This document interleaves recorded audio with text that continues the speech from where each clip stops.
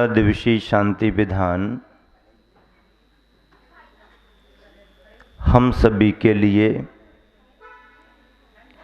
परम शांति का कारण बने, इसी उद्देश्य से यहाँ ये अनुष्ठान किया जा रहा है। दूसरी बलय के अर्घों में पहले दिन 2 दिन तक पंच परमेष्टियों के स्वरूप को समझ करके अर्घ अर्पित किया। कल के दिन रत्नत्रय के महत्व को समझ करके अर्घ अर्पित कराया। वैसे तो आप प्रतिदिन संपूर्ण अर्घ अर्पित कर रहे हैं, पर मैं जिसे माध्यम बना करके आप सभी को संबोधित कर रहा हूं, उसकी चर्चा है। आज 8 अर्घों की बात और हमारे से जुड़ी है। अष्टकर्म के नाशन के लिए, ऐसे कर्मों के विनाश के लिए जो कर्म हमें संसार में हमेशा कभी इष्ट सामग्री देते हैं, कभी अनिष्ट सामग्री देते हैं, इन दोनों से हटने के लिए, बचने के लिए अष्टम वसुधा पाने को आपने क्या किया? कर में ये 8 द्रव्य लिए और अंदर आत्मा के सहज स्वाभाविक 8 गुणों को प्रकट करने के लिए अर्घ चढ़ा करके भावना भाते हैं। कर्म जो बंधे हुए हैं वो सहज नहीं है, वो हमारे परिणामों से आए हैं। कर्म की परिभाषा क्या बनती है? शास्त्रों में लिखा है, जीव के राग द्वेषादि परिणामों के निमित्त से पुद्गल वर्गनाओं का जीव के आत्म प्रदेशों में एकमेक पने को प्राप्त हो जाना। कितनी बातें स्पष्ट हो गई। पहली बात तो यह है कि जीव के अपने निजी राग द्वेष परिणामों के निमित्त से, राग द्वेष के परिणाम है तो कर्म है, नहीं है तो कुछ नहीं है। जीव के राग द्वेष परिणामों के निमित्त से पुद्गल की वर्गनाओं का कर्म के रूप में परिणमन होकर आत्म प्रदेशों में एकमेक पने को प्राप्त होना, घुल मिल जाना, इसे कहा है कर्म। कर्म का बंध सभी के लिए है। जो सिद्ध भगवान बने उनको भी कभी कर्म का बंध था, वो कर्म मुक्त हैं अभी। ऐसे 8 कर्मों में ज्ञानावरणी, दर्शनावरणी, वेदनी, मोहिनी, आयुर, नाम, गोत्र, अंतराय, ये कर्म है। इनकी प्रकृतियां हैं, स्वभाव हैं। ज्ञानावरणी कर्म जब बंधता है तो फिर हमारे को पदार्थों का ज्ञान ही नहीं हो पाता। जितना होना चाहिए उतना नहीं हो पाता है। जितना जितना क्षयोपशम रहेगा उतना होगा, सब कुछ नहीं हो पाता है। और किसी को तीव्र उदय आ जाए तो समझ में ही बात नहीं आती है। इसलिए ज्ञानावरणी कर्म के क्षयोपशम के लिए हम ज्ञान के कार्यों पर जोर देते हैं। स्वयं पढ़ो, दूसरों को पढ़ाओ, पढ़ने वालों को सहायता करो, पाठशालाएं खुलवाओ, विद्यालय कॉलेज खुलवाओ, ज्ञान दान करो, शास्त्र दान करो, शास्त्रों का निर्माण करो, शास्त्रों के संरक्षण के लिए अलमारियां, कपाट, बेष्टन, अछार, ये सब ज्ञानोपकरण माने जाते हैं। और ऐसे ज्ञानोपकरणों से ज्ञानावरणी कर्म का क्षयोपशम होता है। कौंडिस नाम के ग्वाले ने शास्त्र दान दे करके, शास्त्र का निमित्त पा करके अगले भवों में आचार्य कुंद जैसे आचार्य महाराज की अवस्था को प्राप्त कर लिया। ज्ञानावरणी कर्म संसार में सभी के साथ लगा है, उसे नष्ट करना। दर्शनावरणी, आप जिसे देखना चाहते हो अवलोकन नहीं करने देता, इसकी प्रकृति है, इसे नष्ट करना। मोहिनी कर्म अपने आप में न तो स्वरूप की पहचान होने देता है, और यदि पहचान किसी ने कर ली तो उसको प्राप्त भी नहीं होने देता, उपलब्ध भी नहीं होने देता। दर्शन चारित्र दोनों भेद हैं। शराबी व्यक्ति जैसे भ्रमित हो जाता है, ख्याल नहीं रहता है, ऐसे मोहिनी कर्म का असर प्रभाव संसारी प्राणी पर रहता है। वेदनी कर्म क्या है? सुख दुखों का वेदन करता है, इष्ट अनिष्ट की सामग्री देता है। इष्ट मिलता है, बहुत अच्छा लगता है, बहुत अच्छा लगने लगा, हम तो चाहते ये जाए नहीं, लेकिन हम पकड़ना चाहते और समय पूरा हुआ तो इष्ट चला गया। अनिष्ट हमारे पास नहीं आए, बड़ी तकलीफ होती है, जमता नहीं है, हम चाहते हैं कि ना आए, अनिष्ट उदय में आएगा तो आएगा ही आएगा। इष्ट अनिष्ट में संसारी जीव परेशान रहता है। वेदनी कर्म नष्ट हुआ, आकुलता खत्म। आयु नाम गोत्र अंतराय, आयु बंधन डाल करके रखता है। जीव स्वतंत्र होना चाहता है, 4 गतियों में आयु कर्म की वजह से जीव को रहना ही पड़ता है। नाम कर्म विभिन्न प्रकार के शरीरों को प्रदान करता रहता है, शरीरों के आकार प्रदान करता रहता है, कोई बड़ा, कोई छोटा, कोई मोटा, कोई दुबला पतला। जैसे एक चित्रकार अपने मन से चाहे जैसी पेंटिंग कर दे, आर्टिस्ट कलाकार है, किसी भी प्रकार का चित्र निकाल दे, मन माफिक चित्र निकाल दे, तो ऐसे ही नाम कर्म जीव को विभिन्न प्रकार के आकार प्रकार दे करके स्वरूपों को प्रदान करता है। गोत्र कर्म, मिट्टी तो एक ही है, कुंभकार ने अच्छा सुंदर सा बड़ा सा घड़ा बना दिया, उसकी कीमत बढ़ गई। छोटा सा घड़ा बनाया, ज़्यादा सुंदर नहीं बन पाया, कोई 2 पैसे में खरीदने वाला नहीं मिला। मिट्टी तो मिट्टी है, लेकिन आकार प्रकार में बड़े छोटे में फर्क हो जाता है। ऐसे गोत्र कर्म, तुम्हारा पुण्य का अच्छा उदय रहा, उच्च गोत्र मिला, मान सम्मान मिलेगा, अच्छा कुल कुटुंब मिलेगा, तुम्हारे को लोग बहुत पूछेंगे, सम्मान होगा, उच्च गोत्र का फर्क होता है। निम्न कुल में जन्म हो गया तो तिरस्कार जैसा मिलता है, कोई करे या ना करे उसे अंदर से खुद महसूस होता है।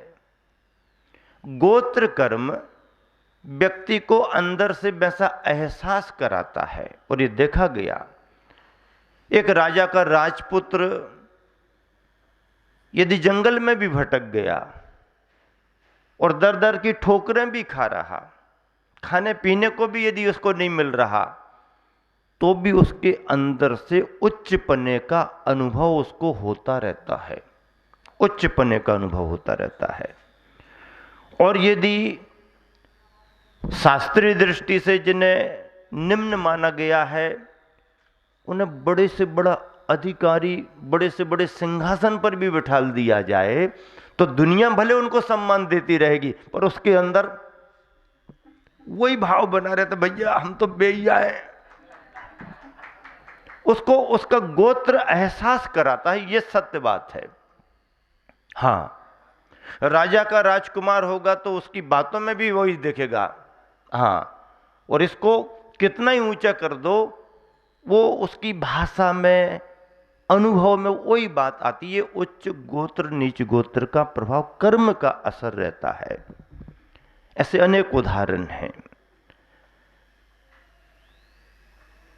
ये गोत्र कर्म है। अंतराय कर्म में व्यवधान, बाधाएं डालता है, क्योंकि अच्छे कार्यों में ही बाधाएं आती हैं। जब व्यक्ति चढ़ाई चढ़ना शुरू करता है तो ही फिसलन होती है, और जो फिसली रहा उसके लिए कोई अंतराय, बाधाएं, व्यवधान नहीं आते। आप अच्छा काम करो, घर परिवार संबंधी काम करो, आपको 10 बार सोचना पड़ेगा, बाधाएं आएंगी। और बिगाड़ का काम यदि कोई सोचने लगे तो कोई बाधा भी नहीं आती है, जल्दी हो जाते उसके काम। चोरों के प्लान जल्दी सक्सेस हो जाते हैं, क्योंकि उनको ज़्यादा मुहूर्त नहीं देखना पड़ते हैं। और दुकान खोलना हो, नया शोरूम खोलना हो, वास्तु कराना हो, मंदिर का शिलान्यास कराना हो, शिखर रखना हो, तो 2-4 बार तो मुहूर्त ऐसे ही टल जाएंगे, फिर बाद में बने तो और बाधा व्यवधान। शुभ कार्यों में बाधाएं स्वाभाविक आती हैं। बाधाएं आती हैं तभी तो उसके उत्साह की परीक्षा भी होती है। और जो कठिनाइयां झेल करके कोई काम करता है, तो जैसे सोने को तपा दो तो उसकी चमक बढ़ती है, ऐसे ही परेशानियों में काम करने वाले का बहुत बड़ा सम्मान बढ़ता है कि परेशानी के समय में इसने ये कार्य किया, गाड़ी खींच ली। हर वर्ष तुम पूजा पाठ विधान करो, उतनी प्रशंसा कोई नहीं करेगा। कोरोना वाले बरस में तुमने पूजा पाठ विधान किए हैं, सब याद रखेंगे। हर वर्ष चतुर्मास होते रहे, कोई बात नहीं, वो तो आसानी के चतुर्मास थे। कोरोना के काल में यदि किसी ने चतुर्मास शीतल धाम में करा लिया, जिंदगी भर याद रहेगा। क्यों रहेगा? कोरोना के काल में भैया, जब आदमी घर से निकल नहीं रहा है, घर से निकल नहीं रहा है और घर के अंदर बैठे बैठे मुरझाया, ऐसा बीमार और हो गया, ये बात अलग है। मन से बीमार हो गया, तन से बीमार हो या ना हो, यही सोच सोच करके कोरोना कोरोना कोरोना कोरोना, और पिंजरे में बंद।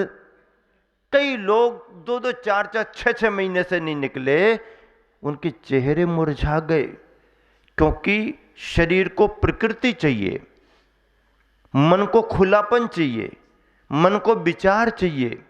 सावधानी रखना पड़ती है, प्रकृति से भी, विरुद्धता से भी, बीमारियों से भी, सब ठीक है, पर इस बॉडी के लिए मिट्टी, पानी और हवा चाहिए।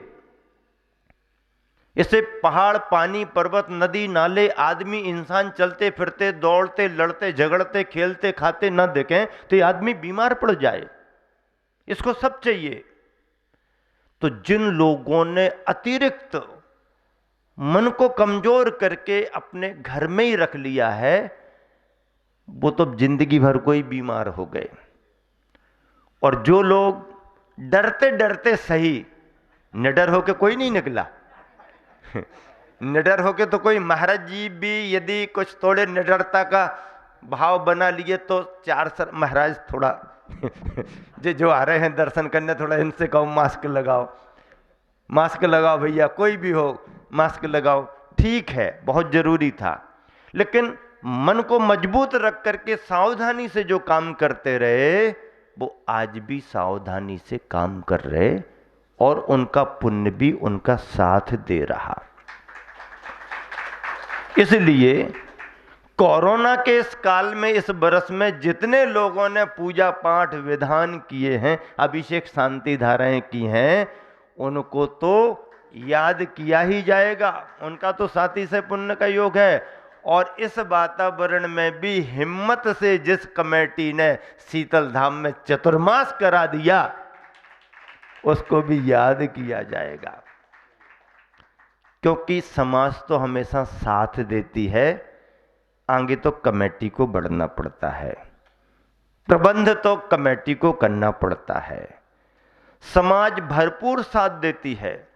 और इस बार तो कमेटी ने, सारे ट्रस्टियों ने यह महसूस कर लिया कि कोरोना के काल में जब हम शीतल धाम में इतना बड़ा चतुर्मास करा सकते हैं, तो बाकी समयों में तो समाज का भरपूर सहयोग मिलता रहेगा और कराएंगे ही कराएंगे।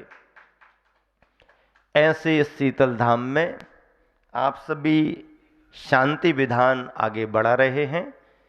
इसी भूमि के संरक्षण के लिए, इसी भूमि के संवर्धन के लिए, बनने वाले समौ शरण मंदिर के विस्तार के लिए, संपूर्ण इस परिसर के विकास के लिए, यह जो धरोहर तैयार हो रही है, केवल ट्रस्ट की धरोहर नहीं है, समूचे विदिशा समाज की धरोहर है। और केवल विदिशा समाज की ही धरोहर नहीं है, संपूर्ण देश की धरोहर बन रही है। इस धरोहर को संरक्षण मिले, इस धरोहर में तुम नींव के पत्थर बनो। 20 साल पहले जो नींव के पत्थर बने थे, उसमें से कितने बाउंड्री पर बैठ गए हैं, रिटायरमेंट का उनका समय हो रहा है। कितने लोग अपना योगदान देख करके उम्र पूरी करके किसी अच्छी सदगति में अपना पुण्यार्जन कर रहे होंगे, क्योंकि इतने बड़े संस्थान में किसी परिवार की, किसी जीव की सेवा रही है, उसका पुण्य उसके साथ हर पर्याय में साथ देगा। हम सबकी भावनाएं हैं। वर्तमान में उम्र दराज लोगों को चिंता होने लगी कि अब ट्रस्ट आगे कैसे बढ़ेगा। गुरुवर आचार्य श्री ने अपना भाव प्रकट करके सभी को संकेत दिया था, संस्थान का भविष्य क्या होगा। चिंतन मंथन चला, सभी ट्रस्टियों के ख्याल में अच्छे से बात आई और बड़ी उदारता से यह 2020 का वर्ष ट्रस्ट के विस्तार के लिए तय हो गया है और नए नए ट्रस्टियों के लिए, समझ लीजिए नींव के पत्थरों के लिए, जिन पर अब आगे का भविष्य दारो मदार रहेगा। समाज उनका साथ देती आ रही है, आगे भी देगी, लेकिन गाड़ी को खींचने के लिए तो कुछ निश्चित करना पड़ते हैं और सभी जन अपने अपने तरीके से सभी को प्रेरित करें, सभी को समझाएं, सभी को तैयार करें और जिस किसी परिवार का पुण्य योग बन रहा है वो शीघ्रता से आकर के आदिनाथ भगवान के दरबार में श्रीफल चढ़ाए, गुरु का आशीर्वाद ले और अपना नाम सुनिश्चित करा ले। विगत दिनों में भी शुभ मुहूर्त हो चुका है। कल 25 तारीख बड़े दिन से बड़े विस्तार की बातें शुरू हो गई। कुछ परिवारों के नाम आ गए, लिस्ट है 2-2, 4-4 परिवारों के नाम आने। कुछ ने कहा है रविवार को अनुकूलता बनेगी, कुछ का कहना है और आने वाले दिनों में हम श्रीफल चढ़ाने आएंगे। कमेटी की बातचीत चल रही है, मार्गदर्शन हम दोनों महाराज जियों का मिल रहा है। कार्यकर्ता भी सभी अपने अपने तरीके से संयोजना में प्रयासरत हैं। आप सभी को बहुत बहुत आशीर्वाद है। ऐसे 8 कर्म समाप्त हों, वह देव शास्त्र गुरु का मार्गदर्शन लेकर के अपने जीवन का पुण्यार्जन करते हैं और पुण्य पाप का क्षय करके कर्म रहित अवस्था को प्राप्त करते हैं। एक एक मंत्र एक एक कर्म के नाशन हेतु यहाँ पर लिखा गया है। 2-2 पंक्तियों में सरलता से उस कर्म की स्थितियाँ, प्रकृतियाँ, स्वभाव आदि का वर्णन करते हुए कर्म नाश करके ये कहा जा रहा है प्रभु ने, ये कर्म विनाशी प्रकृति विनाशी, प्रकृति विनाशी और शांतिनाथ भगवान, शांतिनाथ भगवान, इस तरीके से यह सभी लाभ आपको मिल रहा है। निरंतर ऐसे ही शांति विधान से आप सभी को धर्म लाभ मिलते रहे, इसी शुभ भावना के साथ विराम देता हूँ।